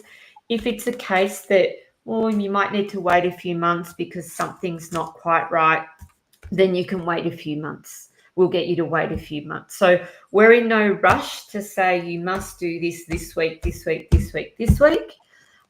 We will work with how we need to work for you so that you can get the best outcome. We've got a couple of questions, I think, coming through the chat. Thanks to Shani and Hannah have answered a couple in there for us. But yes, the $500 now, and then you will pay the remaining balance, as it says, once you purchase your property. So once you've done that full strategy, you've gone through that finance step, I'll bring it back up for us. And then we go through that property selection, as Lara said, and through to purchase. And then that's when you pay the remaining balance. Yep.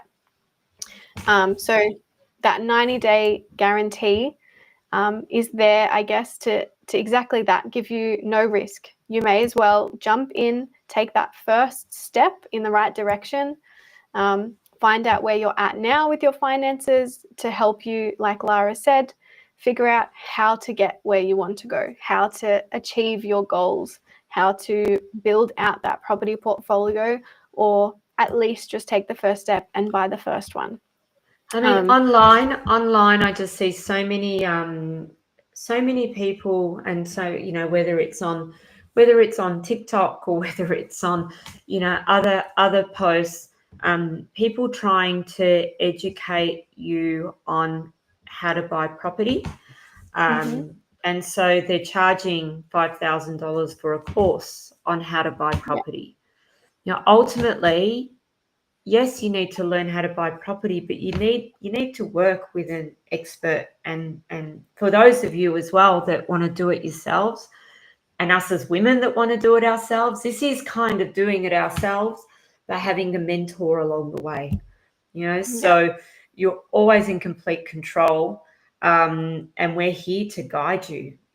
And we've helped other ladies, we've helped ourselves. And really, it's for us to share all of this with you. And then in the end, how great's that you could potentially just take our roadmap, go away, and that's fine. We'll give you your money back. No issues whatsoever.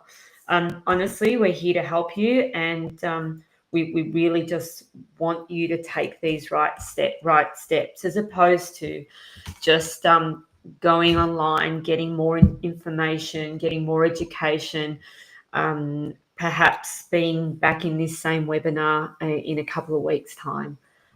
We really just want to be able to hold your hand along the way, and with all our staff and all our industry standards, we're in the best position to do that for you.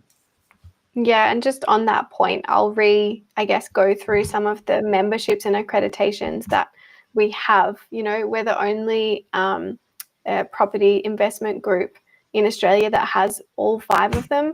We've been in the industry for over 12 years now. Between Lara and I, we have well over that in experience in the industry ourselves, let alone the rest of our team members. Everybody has that experience. We're all property investors too. And at the end of the day, it is a white glove service for you. We're here, we've built our team to support you to build your dreams, basically, and help you grow your wealth. Yes, Chantal, I see you've asked whether the amount payable is for each property. No, it's actually just once. You're only paying once for us. That's it. It's the one-time fee. That's it. So for your second purchase, your third purchase, it all fits in. That's why it's so beautiful. It all fits into the same strategy. So we don't need to charge you again and again and again. It is just the one strategy. And for our property picks, you'll be a member with that, and then you'll get to choose from which properties that we show you fit in with your strategy. Yeah, and just remember, everybody, this offer is today only. So I can see that 5 people have already scanned the QR code and made the $500 payment, which is amazing to see. You've taken the first step. Congratulations and welcome. But this offer is for today only. So once this webinar ends, the $500 offer won't be there, and you will have to pay the $5,000 up front. Some of you may have come through, online advertising or emails or different formats. You probably received communication about paying $5,000. But since you have joined this webinar, we're giving it to you for that first step at $500. So there's no stress on you. We understand that the cost of living is a lot at the moment, and we don't all just have, $5,000 to pay right now off our card. Some of us might be taking equity out of our property for property deposits. We help you along the way and sort your finances to make sure that you can continue that process. And how great that you could own a property before Easter, which is 4 weeks away. By the 21st of April, you could be exchanged on your property. And also, I mean, I have to appreciate and thank you everyone that's come onto this webinar. You haven't tried us. You probably maybe researched us a little bit online. But this introductory offer is really so you can get to know us and that you can understand our system, and then see and try if it works for you. I think it's we're all here for a reason. We've been on this webinar now nearly how long? Nearly 2 hours. So I feel that if we're here, let's make the most of the time that we're here. And let's just, take that next step just to see, all right, well, what is it? Well, what is the next step? And let's have a call in the next couple of days so that we can just start to see the wood from the trees and start to have those goals better aligned and a lot clearer. Yeah, definitely. We had a question come through about if we only find residential properties. I guess in short, the answer is no. We will source property to suit your strategy based on, after we've dug into your goals and where you want to be and worked with you on the how to get there. We will source the property that suits your strategy. So whatever that looks like, we'll make sure that it works for your personal strategy that we work with you on. I think we had some questions earlier. I'm just going to have a quick look. There was a question earlier around some suburbs. So I'll throw this one to you, Lara. But why did we mention Micklem instead of maybe Craigieburn, which is very close by? Well, I think Craigieburn's a perfect example of they are close by. Craigieburn's a perfect example of an area that's already, it's already built up. So that there isn't probably a lot of extra growth that will happen in Craigieburn. Micklem offers the same success that Craigieburn has had. Also similar to Craigieburn, that's had quite a large shopping centre in it, and it was on one of the other slides that we did last week. Micklem has earmarked a shopping centre that's as big as Melbourne CBD there. So it's still like a little dot point, if you like, Micklem compared to Craigieburn. But that growth is real. So in our slides before that we saw 111% growth. That's why we're looking at Micklem. Yeah, and I think Micklem, if we look at the infrastructure and the planning from the government, Micklem is going to have a CBD that is 5 times as big as Melbourne CBD currently. And that's why we're looking there. We're looking at the data and the research behind what infrastructure and where the government is investing and spending their money. And yes, currently Craigieburn might look like a great option, and it still could be a really great option. But from our research, we're looking particularly at Micklem because of that real infrastructure growth and population growth that's projected there. I guess it also comes back to how far you want to be from certain things. Earlier, some of you said, 40 minutes was way too far to drive. Well, if you don't want to be, 40 minutes from the CBD, that's the area that you're going to be looking at. If you want to be in the area that will have something that's 5 times as big as Melbourne CBD, that's the places that we need to be looking at. So I can see Liz has just paid, and we're looking forward to doing this with you too, Liz. So congratulations for taking that step. Really looking forward to understanding where you're at on your journey, and just to see how we can help. Eve has also asked us a question. What about the land tax in Melbourne for investment? Yeah, so land tax is, to me, it's one of those things that obviously it exists.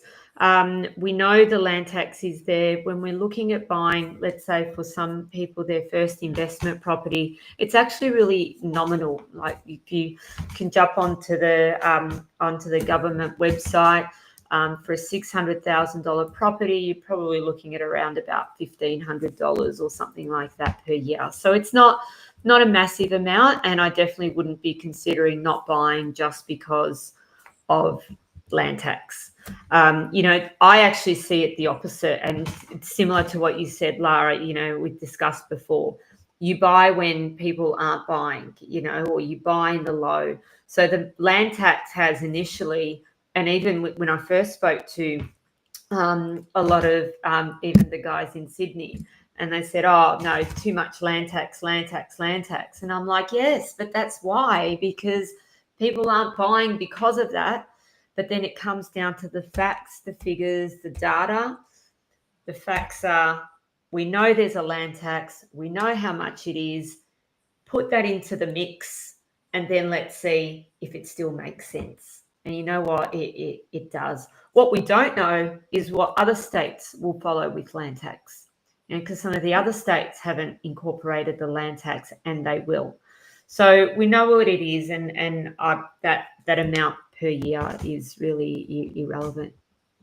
Yeah, I think it's just about knowing what it is and factoring it into your strategy. And so if you are working with Liberty, we will factor that into your strategy, and make sure that, it works in with your cash flow, whether you want to be cash flow positive or negative. It will all factor in and contribute in building out your strategy. I know we've had lots of different questions. Nicole was asking about residential properties earlier. I think Sheetal was also asking, if you guys are sitting on the fence, feel free to ask us some more questions. We're here to answer and help you. This is a great opportunity. Like we said, the $500 offer is only for today. And it is a great entry point to start the conversation. That next step, once you pay, someone will reach out to you probably tomorrow morning, if not at some stage tomorrow, to get you booked in for that first discovery call. It's that quick. Our team is super responsive. Like I said at the beginning, our team of over 55 people are literally built to support you and make sure that we can build out your strategy to work towards where you need to go and help you get there. We'll handhold you until you get there. Like I think Lara also mentioned a little earlier, if we do the first step in the process and we find that your borrowing capacity is already maxed if you have a current property, or you need to just save a little bit more of a deposit, whatever it might be, we will continue to work with you until you get there. We're not just going to let you go and take your money and be done with it just because you couldn't purchase now. We will help you get there. Our finance team will work with you and put a strategy in place to help you get there. So after you've booked, sorry. And I know, like, I could say this so often, but it's you just need that strategy, and you don't have to feel like you just need to do it yourself. Like, let us help you. Not even me and Lara, but just the whole team, like professionals, have one company that can help you go from start to finish, and take that pressure off of you, because you don't need to be researching, understanding, what about this, what about that, maybe this, maybe that, and asking all these people about, whether it's about mortgage, whether it's about where to buy, whether it's about how am I going to get to my goals. It's to have it through, to have it all under one house, and then to be able to build your portfolio, one house at a time. That's key. Yeah, definitely. There's, so many sayings around brick by brick and whatnot, but we're not just building one house. We're trying to build a portfolio. We went through the numbers earlier, and for most of us, we will need, that $2.5 million portfolio built up by the time we retire, to have an enjoyable 30-year retirement. So, And so, not can just I just say something? Sorry to interrupt you, Lara, but retirement after 50 begins to be really real, and then you start to think, because I always thought retirement is when I'm ready to go, when I'm ready to go to a nursing home. That's what I thought retirement was, I'm ready to, take off my heels and that's it. Whereas retirement now is about living your best life. It's about traveling. It's about it's about your kids have grown up and they're all independent and they don't need you as much anymore. And hopefully also with some of these strategies, you can actually then help your kids through this as well, by having, additional investment properties that, that may be able to help them or your grandkids. So it's just so valuable, and it starts now, ladies. I mean, whoever's here still here, there's 16 of us still here. I just have to encourage you to just just make a start. Yeah, we just had somebody comment in the chat around, if the strategy doesn't align with you, will we get our money back? Yes, you would, but my real answer is more so on the strategy will align because we are building it with you. So that first session that you'll have with your personal property strategist will literally go into your goals and building out what you want your future to look like, or where you want to be in 10, 15, 20 years. So it's almost impossible for the strategy not to align because we're building it with you, overlaying it with our expertise and our team's research, and finance understanding and understanding of the property market in general. We're overlaying that into what you want for the future and building it with you. So it's almost impossible for it to not align. And if it does, we can make changes to it. There's no issues with changing a strategy. It's like any strategy, you can change based on the first results. But yeah. I think we did just have another purchase come through. I just saw a message come up. And, after we do make purchases like this, it's very common for us to feel a little bit of buyer's remorse. It is a significant amount of money. Even though we have a great offer today starting at $500, it is still a significant amount of money. But rest assured, as time goes on and you talk to our team and you start building out that strategy, you will, your nerves will calm and you'll understand the process in detail, and you'll understand a bit more even about yourself. Once you start setting your goals, you will know where you want to be, and then you will be so on board with the strategy and how to get there that you won't want to do anything outside that strategy or outside investing in property until you've got there. It's, it can be a bit gamified in a sense, I guess, depending on your age, if you like games or not. But once you set that goal and, we can help you get there and set realistic targets to get there as well, it's like, ticking a box. I don't know if it's all women, but I know I love having a checklist, a to-do list, write down your goals. What's the strategy? How do I get there? What's happening this week versus next week or the week after? So even just seeing this 4-week journey is a really good example of that. We can tick them all off and get all our way to property purchase. So on that point, I think I'll just quickly jump to the next slide. If you're still a little unsure and you're, not quite ready to make that $500 payment, you can book in a free discovery and finance session. It'll be a 15-minute session with one of our team. They'll explain the process and the strategy to you as well. And it's a free call. So you've got nothing to lose in this one if you weren't quite ready to jump on the first one.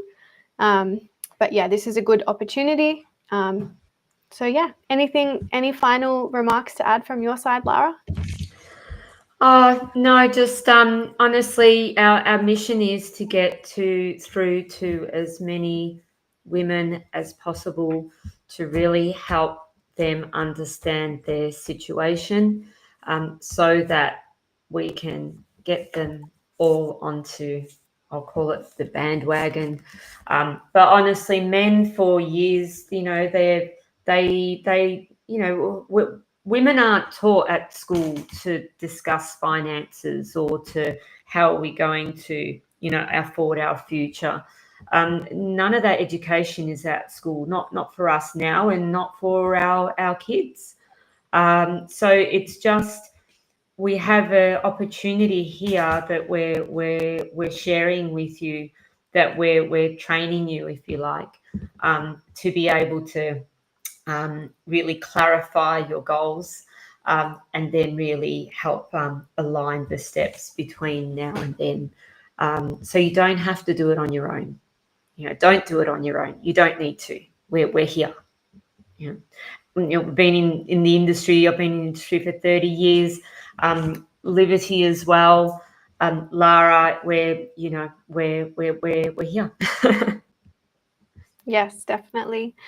All right. Well, last chance to scan the QR code before we wrap up. It's been really great to present to everybody tonight. Both Lara and I are really passionate about empowering women in property investment and in general, but helping build wealth for their future, whatever that future may look like for each individual.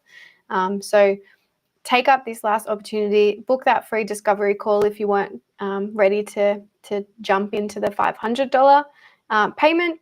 But yeah, we hope you've all learned something tonight. We've really enjoyed ourselves, and thank you so much for attending. Thanks, ladies. Thank you, Thanks, Lara. Lara. Thank Bye, you. everybody. Bye-bye. Bye.